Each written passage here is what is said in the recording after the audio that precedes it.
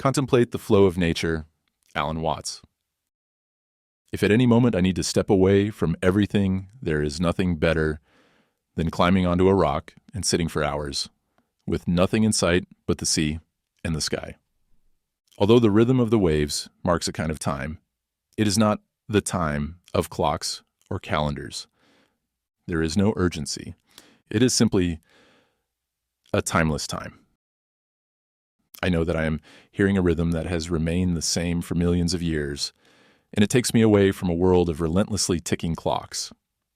At this moment, contemplate the flow of nature. Every intelligent person wants to understand what makes them function, yet at the same time, they are both fascinated and frustrated by the fact that knowing oneself is the most difficult thing to do. But I will tell you what hermits realize. If you go deep into a forest and become very still, you will realize that you are connected to everything. If you see that everything is part of one great event, that everything is simply a different phase of the same unfolding, then you understand that everything is just happening. Things are as they are. When we look at the universe at night, we do not compare right and wrong stars, nor well-arranged or poorly arranged constellations. Everything is simply happening. Everything is very simple. Things only become complicated when we think about them, because we are trying to translate experience into words and concepts. Here on the mountain, I observe the Tao, the way of non-human nature, if such a thing even exists. And I realize that I have always been within it. To see this, one must go beyond what separates and distinguishes us as human beings, our thoughts and ideas. We deceive ourselves when we believe that our ideas represent or reflect nature, because this places us outside of nature as mere observers. But in truth, we did not come into this world. We came out of it, like leaves growing from a tree. Just as the ocean waves, the universe peoples. Every individual is a unique expression of the whole, a singular action of the total universe. The point is that our thoughts and ideas are as natural as waves in the ocean and clouds in the sky. The mind grows thoughts just as a field grows grass.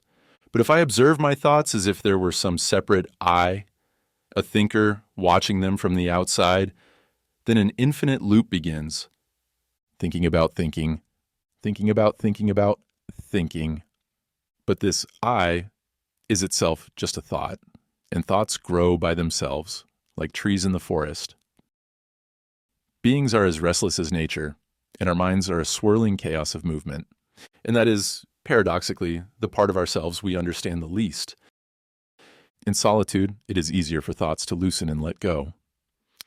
And when thoughts let go, the mind becomes clear. There are many words here, but everything was expressed more simply and directly by a Zen master who was once asked, "How does one enter the Tao?" He simply replied, "Do you hear the sound of the stream? Yes. There is the way to enter." Lao Tzu was perhaps a contemporary of the brilliant yet overlooked Greek philosopher Heraclitus, and both taught exactly the same principle. Pantari, everything flows. Everything is in motion. And so, to understand water is to understand our life.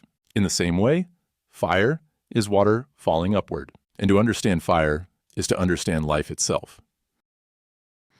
At this moment, let thoughts go. Just contemplate. The matrix is complex, but each of us holds a part of the solution. Drop your thoughts in the comments, and together we'll see beyond appearances.